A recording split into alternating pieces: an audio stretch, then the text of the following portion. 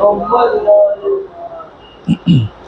باللہ من الشیطان الرجیم، بسم اللہ الرحمن الرحیم۔ آج کون سا درس ہے؟ 17واں درس ہے شاید نا۔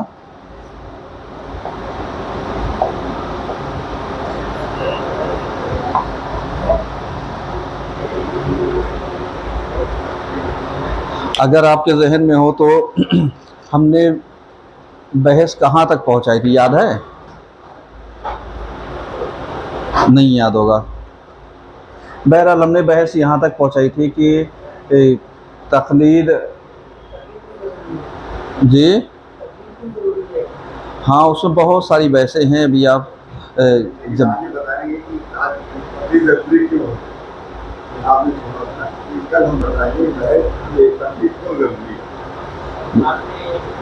چلیں، بہرحال اگر یہ سوال ہے کہ تقلید کیوں ضروری ہے، ایک سوال یہاں پر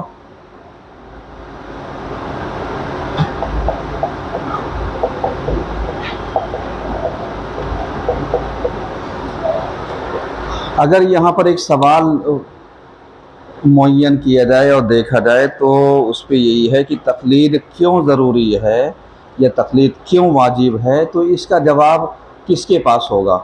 کون دے سکتا ہے اس کا جواب؟ تقلید اگر ضروری نہیں ہوگی نا تو ہم گمراہ ہو جائیں گے اور دین سے بھٹک جائیں گے۔ دیکھیں، تقلید کے میٹر پہ ہم نے بہت ساری باتیں کہی تھی کہ تقلید ہمیں اصول دین میں نہیں کرنی ہے، تقلید ہمیں فروع دین میں کرنی ہے، اور عقائد میں یا عقیدے میں تقلید نہیں ہوتی ہے۔ اس میں عقل سے جانچ کر کے پرکھ کر کے اس کو سمجھا جاتا ہے، صحیح ہے۔ اگر یعنی عقل قبول کرتی ہے تو ہم اسے قبول کر لیتے ہیں، اور اگر قبول نہیں کرتی ہے تو ہم قبول نہیں کرتے ہیں۔ بہت سارے افراد یعنی اس میٹر کو سمجھ نہیں پاتے، اور چونکہ علم نہ سیکھنا چاہتے ہیں نہ سمجھنا چاہتے ہیں، اگر اسی چیز کو وہ سمجھ لیں یا سیکھ لیں تو ظاہر سی بات ہے یہ چیز سمجھ میں آئے گی کہ ہم تقلید کیوں کریں، کیوں کریں۔ ایک سوال ہو گیا۔ اس کے بعد تقلید ضروری کیوں ہے؟ اگر اس کا سوال معصومین سے پوچھا جائے تو معصومین نے اسی چیز کو بیان کیا ہے کہ تاکہ تم کو ان چیزوں سے بچایا جا سکے تاکہ تمہارا شمار جاہلوں میں، بدوؤں میں، گواروں میں نہ رہ پائے۔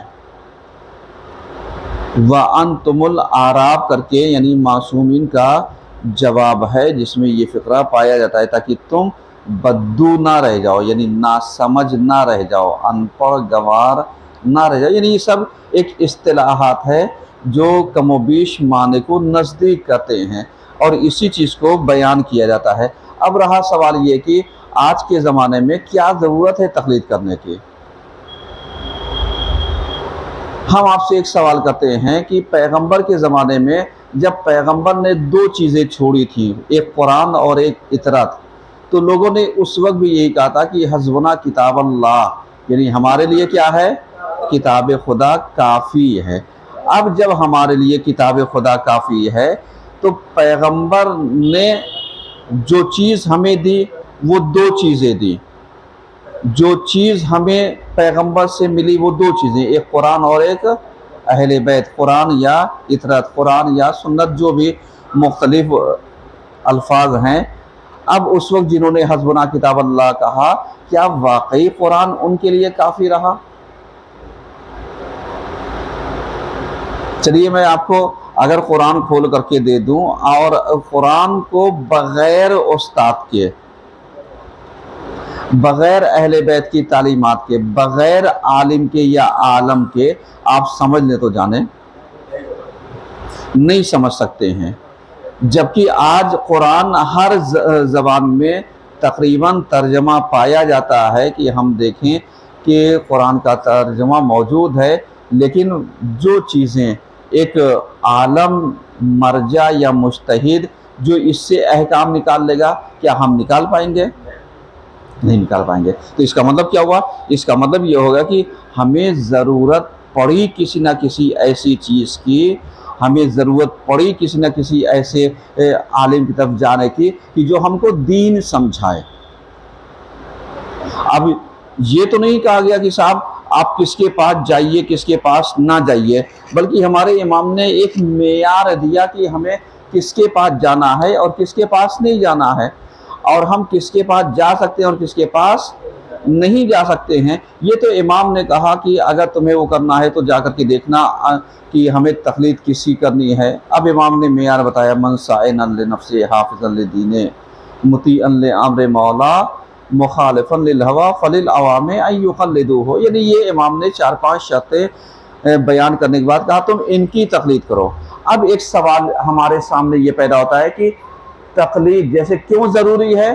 ताकि हम यानी बचे रहें, ताकि हम सही से दीन के अहकामात को समझ सकें और उसके ऊपर अमल कर सकें, ताकि हम फुर्वे दीन की जुज़ियात को अच्छे से समझ सकें, क्योंकि किताब बग़ैर उस्ताद के समझ में नहीं आएगी। और पैगंबर और आले पैगंबर क्या है? चले गए हैं, और आखिरी इमाम अगर हमारा पर्दे गैब में है तो हमारा राबिता इस इमाम से डायरेक्ट तो है नहीं। तो जाहिर सी बात है कि इसकी बातें उलमा के ज़रिए आती हैं। अब जब उलमा के ज़रिए आती हैं तो किस आलिम के ज़रिए हम अहकाम को लें?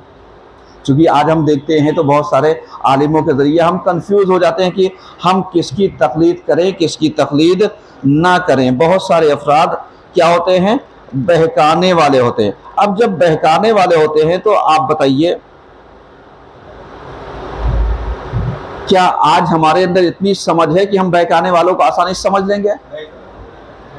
नहीं समझ पाएंगे, क्योंकि आज इंसान इतना चालाक हो गया है कि मुगालते का इस्तेमाल बहुत अच्छे से करता है। मुगालता यानी कन्फ्यूज़न, यानी जहाँ पर एक बात के दो मफहूम निकल रहे हों तो वो दो मफहूम निकाल करके अपनी बात को सही साबित कर देगा। और लोगों के दरमियान की जिनके यहाँ शऊर कम पाया जाएगा, समझदारी कम पाई जाती है, या जिनके यहाँ समझ कम पाई जाती है, या जिनके यहाँ थोड़ा सा हिचकिचाहट पाई जाती है सवाल करने में, ऐसे अफरादों को क्या किया जाता है? बआसानी गुमराह कर दिया जाता है। अब आइए यहाँ पर तकलीद क्यों ज़रूरी है? तकलीद इसलिए ज़रूरी है क्योंकि इंसान किसी के कौल फेल अमल के मुताबिक ज़िंदगी को बसर कर सके। अब चूँकि आपने देखा होगा कि कोई भी मरजा, कोई भी मुज्तहिद, कोई भी इज्तिहाद करने वाला, ये क्या करते हैं? ये तौज़ील मसाइल पर लिखने के बाद एक चीज़ लिखते हैं कि मतलब इंशाअल्लाह आप इस पर अमल करने के बाद बरीउ ज़िम्मा है, और उसके बाद नीचे वो कहते हैं वल्लाहु आलम बिस्सवाब, यानी अल्लाह बेहतर जानता है और इन सारे मसले मसाइल को। जितना मैंने समझा उतना मैंने पेश किया, और जो मैं नहीं समझ सका या नहीं जानता उसको अल्लाह क्या जानता है? बेहतर समझता है। तो अब जिसने यानी इस तरीके की चीज़ें पेश की तो क्या हमें उसकी बात नहीं माननी चाहिए? माननी चाहिए। बिल्कुल वैसे जैसे हमने मिसाल ली थी एक कंप्यूटर की, एक मोबाइल की, एक टेक्नोलॉजी की, कि यानी जब हम कोई एक सामान लेकर के आते हैं तो उसके साथ एक बुकलेट पाई जाती है, तो अब हम उस बुकलेट को ना पढ़ें और उसके बाद कहें साहब जो कंपनी ने बताया वो गलत है, हम अपने हिसाब से इसको क्या करेंगे? इस्तेमाल कर लेंगे। चला तो सकते हैं, लेकिन ख़राब हो गया तो कैसे समझेंगे कि ख़राब क्यों हुआ? तो कहीं ना कहीं ज़रूरत पड़ेगी ना किसी बताने वाले की। बस ऐसे ही तकलीद का मेयार है कि जब हम कुरान हदीस आक़ल इजमा के ज़रिए अहकाम को नहीं समझ सकते हैं तो जो मरजा ने समझा है हम उस पर अमल करके अपने आप को बरी ज़िम्मा कहला सकते हैं। सही है? इतनी बात क्लियर होगी ना? अब उसके बाद तकलीद किसकी की जाए?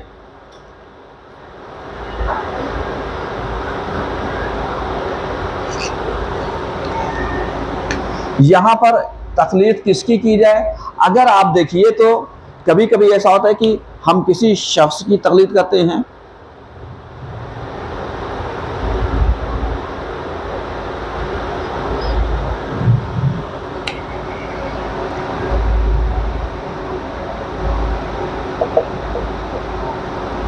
تقلید شخصی، تقلید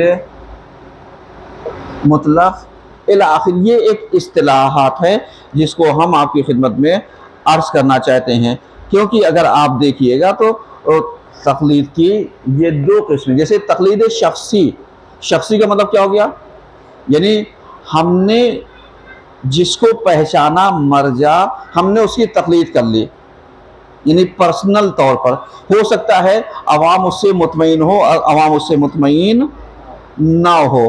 اب یہاں پر یعنی جیسے انسان کبھی کبھی ایسا ہوتا ہے کہ عالم کو چھوڑ کے غیر عالم کی تقلید کر لیتا ہے، جیسے ہم نے مثال دی تھی کہ جیسے یہ اخباری وغیرہ جیسے آج ہمارے اوپر سوالات وہ اٹھاتے ہیں کہ صاحب آپ کیوں ان کو مانتے ہیں، کیوں کہنا وہ کرتے ہیں، کیوں اس طریقے سے عمل کرتے ہیں، تو ان سے پوچھئے آپ کو یہ کس نے بتایا، تو کہیں گے کہ صاحب ہمیں ہمارے ہیڈ نے بتایا۔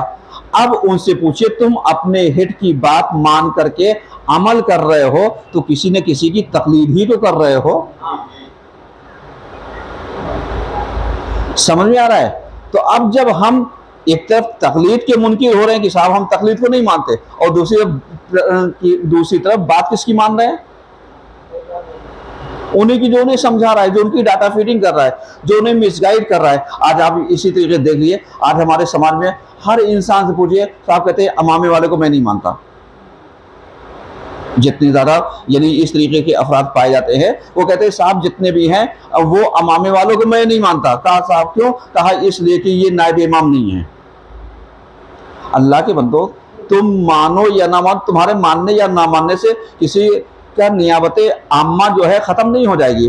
اگر تمہارے اندر بھی یہ صلاحیت پیدا ہو جائے، تم بھی جاؤ علم دین حاصل کرو، تم بھی جاؤ دین کی سمجھ پیدا کرو، تم بھی نیابت خاصہ تو نہیں مل سکتی لیکن نیابت عامہ تو مل سکتی ہے اگر عالم صحیح ہوئے۔ ایسا تو ہے نہیں کہ مطلب کسی خاندان سے، کسی انسان سے، کسی شخص سے یہ معین کر دیا ہو کہ صاحب یہی نیابت عامہ کا حقدار رکھتے، بقیہ کوئی نہیں رکھے گا۔ اب اس کے بعد ایک حدیث میں آپ کے سامنے یعنی پیش کرنا چاہتا ہوں کہ جس میں یہی کہا گیا کہ مشہور حدیث ہے کہ پیغمبر نے حضرت معاذ بن جبل کو یمن کا حاکم بنا کر کے بھیجا تاکہ وہ لوگوں کو دین کے مسائل بتائیں اور فیصلہ کریں، یعنی یہ چیز تو ہم نے بتائی تھی آپ سے۔ اس کے بعد سنن ابو داؤد جلد 7 میں 3 میں فیصلوں کا بیان، قضا میں اپنی رائے سے اجتہاد کرنے کا بیان، یعنی اگر انہوں نے تھوڑے تھوڑے جزئیات کو وہ کیا ہے کہ جہاں پر آ کر کے ہم کہتے ہیں صاحب یہ قاضی صاحب ہیں، قاضی کا مطلب کیا ہو گیا، فیصلہ کرنے والا۔ ہم نے کہا صاحب یہ مفتی صاحب ہیں، مفتی کا مطلب کیا ہو گیا، فتویٰ دینے والا۔ ہم نے کہا صاحب یہ مجتہد صاحب ہیں، اس کا مطلب کیا ہوا، اجتہاد کرنے والا۔ اب اس کا مطلب یہ ہو گیا جو قاضی ہو گیا وہ الگ ہو گیا، جو مفتی ہو گیا وہ الگ ہو گیا، جو مجتہد ہو گیا وہ الگ ہو گیا۔ کیا واقعی ایسا ہے؟ ہمارے زمانے میں تو ہو سکتا ہے سب الگ کر دیا گیا ہو، لیکن کیا پیغمبر کے زمانے میں اگر دیکھا جائے تو مسجد میں پیغمبر اگر بیٹھا کرتے تھے تو کیا فیصلے نہیں کرتے تھے؟ علی بیٹھتے تھے تو کیا فیصلے نہیں کرتے تھے؟ علی بیٹھتے تھے کیا فتوے نہیں دیتے تھے؟ علی بیٹھتے تھے کیا اجتہاد نہیں کرتے تھے؟ لیکن ہم نے کیا کیا، ہم نے ان ساری چیزوں کو کیا کیا، الگ الگ کر دیا۔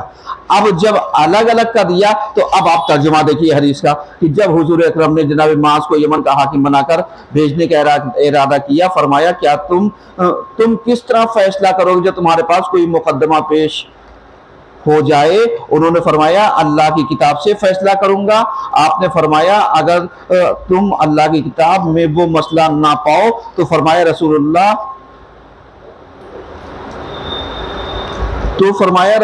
کی سنت کے مطابق فیصلہ کروں گا۔ حضور نے فرمایا اگر سنت رسول میں بھی نہ پاؤ اور کتاب میں بھی نہ پاؤ تو انہوں نے کہا کہ اپنی رائے سے اجتہاد کروں گا اور اس میں کوئی کمی کوتاہی نہیں کروں گا۔ رسول اللہ نے ان کے سینے کو تھپتھپایا اور فرمایا کہ اللہ ہی کے لیے تمام تعریفیں ہیں جس نے اللہ کے رسول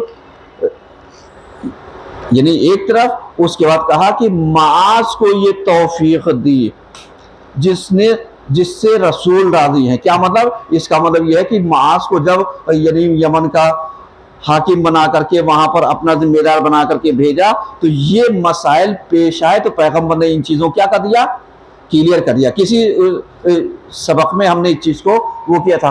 अब सवाल ये होता है तकलीद किसकी की जाए और किन मसाइल में तकलीद की जाती है। तो सब जानते हैं तकलीद फुरुए दीन में की जाती है, उसूल दीन में तकलीद नहीं की जाती, अकीदे में तकलीद नहीं की जाती। अब सवाल ये होता है किन की तकलीद करें। कहा गया जाहिर है की तकलीद उसकी की जाएगी जो मुज्तहिद जामे शराइत होगा। हम इसको यही तक पढ़ा देते हैं क्योंकि अज़ान भी होने वाली है और मुझे मजलिस भी पढ़ने के लिए जाना है। मुज्तहिद जामे शराइत होता है, इस पे हम बहस बाद में करें, तकलीद शख्सी और तकलीद मुतलक पे। तकलीद किसकी की जाएगी, मुज्तहिद जामे शराइत की। अब मुज्तहिद जामे शराइत कौन होता है, यानी जिसके अंदर बहुत सारी शर्तें क्या होंगी, पाई जाएंगी, जिसमें सबसे पहली चीज ये होती है कि आलिम हो, आलिम हो, मर्द हो, हलाल ज़्यादा हो, अहकाम दीन की समझ रखता हो। क्योंकि हमारी वाली वो समझ नहीं जिसे हम बच्चे से कहते हैं, वो ये समझ नहीं, यानी समझ से मुराद ये है कुरान और हदीस के मुताबिक दलाइल हो और उसी के मुताबिक फतवा देने की सलाहियत रखता हो। इसके अलावा और भी शर्तें पाई जाती हैं कि जहां पर हम आकर के इन चीज़ों क्या कर सकते हैं, बयान कर सकते हैं। और जब ये शर्तें पाई जाएंगी तो फिर हम देखेंगे कि ये शर्तें पाई गई, तब हम मुज्तहिद के बताए हुए अहकाम पर अमल करेंगे, जिसका नाम क्या है, तकलीद है। सलवात पढ़िए सब मिलकर के।